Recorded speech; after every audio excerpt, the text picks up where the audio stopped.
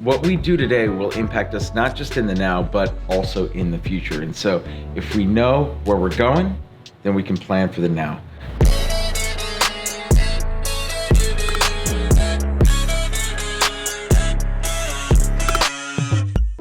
What's up, everyone? It is another beautiful day to be selling Silicon Valley. It's Danny Gould with the Selling Silicon Valley group here bright and early. JK. I didn't get here bright and early. Full disclosure, alarm went on, alarm went off, hit the snooze button, and the rest is history. But J-Rod got here on time. And that is ultimately what matters, right, J-Rod? Yeah. Yeah. So it's okay. It's okay. Nobody's perfect. We don't bat 1,000. Nobody bats 1,000. But you know who is batting 1,000 right now? Cody Bellinger of the Dodgers. Go Dodgers. We are up 1-0 in the World Series, baby. Only 3 more games to go. I'm very excited. I am trying to control myself and keep my composure, but today is a big day. We got a lot in store. I am working on the business for the first couple of hours, and then J-Rod and I are going to be going to Communications Hill. It's a community inside of San Jose. San Jose, large city. So Communications Hill, townhome, 2,400 square feet. We're gonna be shooting the listing video, the virtual open house. And then tonight, we're gonna be doing a team event, something that I've never done before with a team, just personally for myself. And that is a 5-year vision plan for everyone that's here on the team. I think it's a really important exercise to go through. We all know that the beginning of 2021 starts in October of 2020. In real estate, our sales cycle is anywhere from 3 to 6 months. 120 days is 90 to 180 days. So 3 to 6 months, which means that now all the activities that we're doing are going to translate to sales, potential sales at the beginning of next year. And so we got to start planning right now for what we want to do, not just next year, but let's talk about the next 5 years, because what we do today will impact us not just in the now, but also in the future. And so if we know where we're going, then we can plan for the now. But if we have no plan for the future, there is no point in doing anything right now, honestly. So lots going on today, and yeah, let's get it. What's up, man? A little upset right now. I just got word that the listing that we're supposed to launch tomorrow is gonna get delayed. Unfortunately, not everything that was supposed to be out of the home is out of the home right now, so that's gonna push our timeline back a week, which I am a little nervous about, not gonna lie. That puts us right up against the end of the month, which means that we will be potentially looking and reviewing at offers on election week, which we all know not the best week to be wheeling and dealing in real estate. So I don't know what's gonna happen right now, but I am a little bit upset. I also just got a cancellation notice for one of the listings that I'm in contract on. So the buyer's agent just dumped that on me. So now it's a twofer. I got double bad news, but it's okay. I'm going to overcome this. Galang just called me. He's like, dude, I can't stage this. I know, I saw that he tried to call me, so, oh God. It's just so silly, and like yesterday, he's like, yeah, we're ready, like everything's good, like yeah. And Galang, called Galang, and so I called right after, he's like, yeah, we're not ready. And I'm like, he's like, yeah, man, we're ready. Yeah, you gotta call. J-Rod's right here with me, so he got the full skinny. He's the victim in all this because he blocked out his whole day to do the virtual open, but it's fine. He'll just stay here. He can just stay here and then stick around for goal planning. But yeah, what a day. And this has been so much juggling. Gosh. And we're falling out of contract on Hudson. Well, that happened last night, right? So, yeah, but I'm working on getting one of the other agents that showed it to make an offer. I'm chatting with her a little bit, and hopefully I can get something in writing from her before noon. She's saying that she's gonna make it happen. So, but I need to send a cancellation of contract to the Friday. Don't send it until I have an offer in hand from this other buyer. Okay, well just, I'm acting for the camera right now too, Heather, so don't worry. I see, got so, it. I gotta make it more dramatic. Right, yes. All right, cool. So, just called me, so I'm gonna take this. I'll talk to you later. Okay. Bye. Bye. Dude, I just got a offer on Hudson. Okay. Yes! We're at the same price. Okay, good. Good. Good. Okay, I'm gonna call my seller right now. Hey, Danny. Hey, how's it going? So before I call my sellers and present this, I just wanted to go over this. So it looks like you have a 5-day inspection contingency. She reviewed the inspections that we already did, correct? I see a signed disclosure package. Yeah, she did. She just wanted a couple days to get in there and actually see the property. She just wants to see it. So I said, okay, well, I wrote a contract last night and she signed it last night. Right. So that's really all it's for. Got it. It's just so we can verify condition and see it in person. Totally. Okay, so this is something that and you're going today, right?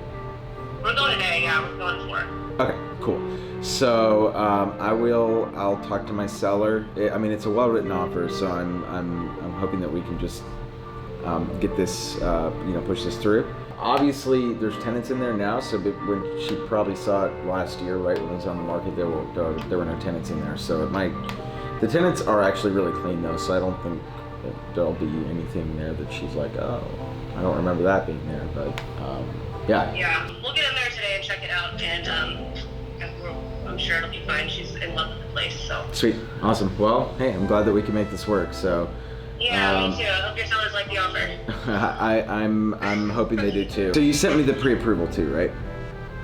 No, that was from Monique. Has she given you a call yet? No, her on the offer. not yet. But I'm sure that it's coming. I'm sure she's working hard on it, so I'm not worried about that. Okay, cool. Yeah, she ran it through the automated system last night, so she's just gonna generate the actual pre-approval letter, and Sure. as soon as I get it, I'll send it over. Sick. All right, thanks. All right, perfect. Bye. Thanks, Danny. Hey, Jen. I have some positive news for you. Okay. Yeah, we have another offer, we have an offer from the same people we were expecting it from. I mean, the only thing in that is that there is a 5-day investigation contingency. That being said, she already signed off on all of the disclosures and the inspection reports, so there's nothing new or revolutionary that they're gonna find, right? So I think it's just to satisfy her own curiosity, but there's no appraisal contingency, there's no loan contingency. So pretty much in 5 days, less than 5 days, we'll be wrapped up in terms of all the contingency periods. So What does that mean? 'Cause doesn't the inspection that was just done a week ago still stand?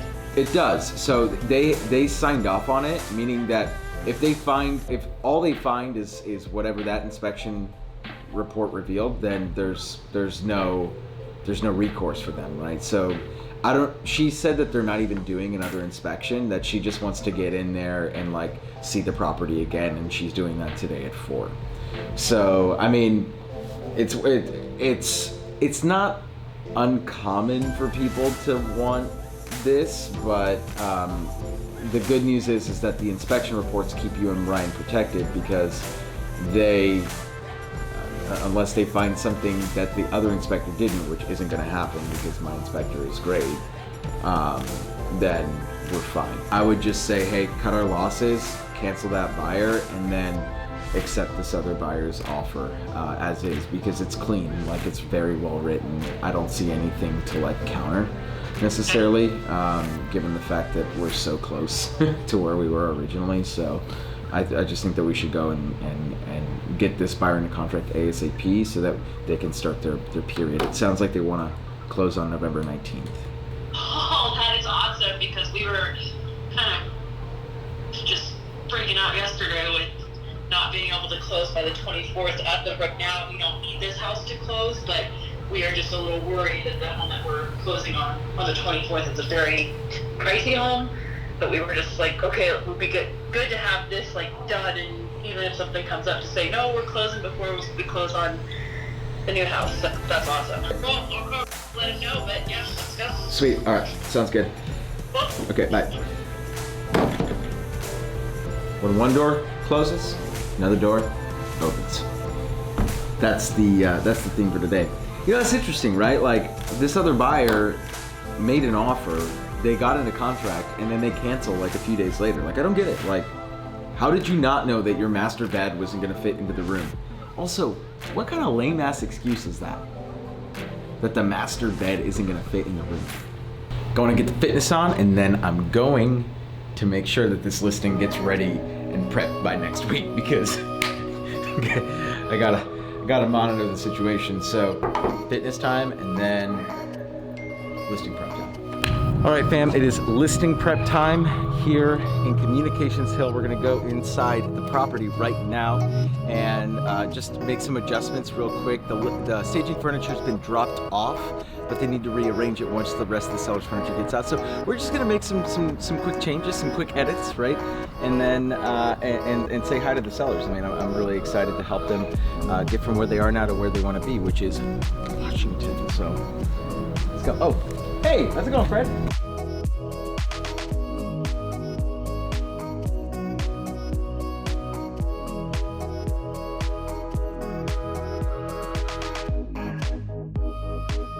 Just finished up with our clients. You know what's interesting is when I first got into real estate, I didn't really realize how much responsibility putting a home on the market really is. And it's not just about, you know, putting the sign up on the front yard and putting it online and you know, praying. That's the strategy that a lot of agents deploy is we put up a sign, we put it on the internet, and we pray, right? The 3 Ps, as my buddy Jay used to call it, or does call it, right? Shout out to Jay Bond, 007 Real Estate. Yeah, anyways, the reality is that listing a home is very labor intensive, especially up front. There are so many things to do, and the one aspect of it that I think really gets overlooked when you're getting into real estate is that customer service aspect, right? Making the client feel taken care of every step of the way. And it's really difficult to do. Honestly, it's very difficult to do because they're in a high stress, high pressure situation, right? And it's really my job and the team's job to try and take some of that stress out of the transaction, to try and take some of that responsibility, that load off of the seller, right? And that in and of it, that service is highly overlooked and really undervalued, I believe, in the marketplace.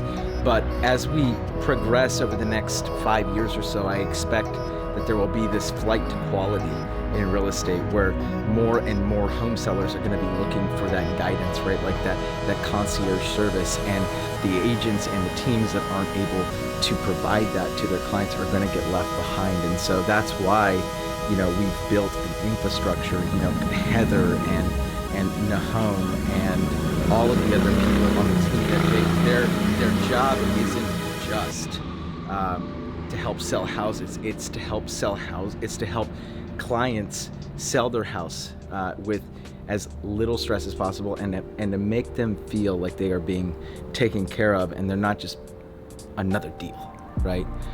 Because no one wants to feel like that. No one wants to feel like that. So I really enjoy working with people like, they're such nice people, right, Jared? Like, I believe if you give out excellence, if you put out excellence, that's what you'll receive in return. So that's what we're striving for every single day. And yeah, I mean, it's just another piece of the overall equation.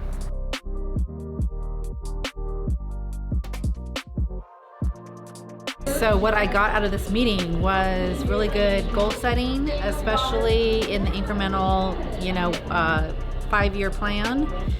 And it really helps me to consolidate where I want to be goal-wise and with the team. I see this team humming in 5 years. That's what I see in 5 years. So I want to make sure, be a part of that. And financially, of course, with my business and real estate, humming right along with it, and doing what I need to do for my family. I mean, I think this getting together with the team has been really amazing, because with COVID, we haven't been able to be in the same place very often. So I think it just really re-energizes all of us and remembers why we do this. Where do I see myself in 5 years? Still killing it on this team, hopefully traveling the world and seeing all these places that I wanted to go to. And this job is giving me the opportunity to even think about doing those things, which is amazing. Where do I see myself in 5 years? Crushing it with selling Silicon Valley, and also traveling and just taking advantage of all these outdoor opportunities that were taken away from us this year. For most people, when you reflect in the past, you definitely want to see yourself improve, and I've definitely improved from where I was before, and as compared to where I am now after you know, after everything. And where I see myself in the future is that I definitely can, you know, see myself continue to help people buy and sell homes, and you know, and for the next 5 years, I definitely help. I look forward to helping a lot of families find a home. Wrapping up the day. It's a long day, but it was a fun day.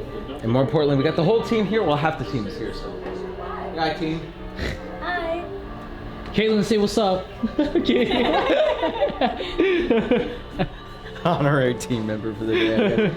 Anyways, guys, it's just another day where we're having fun. We're selling homes. We're selling the dream. We're selling Silicon Valley, one dream at a time.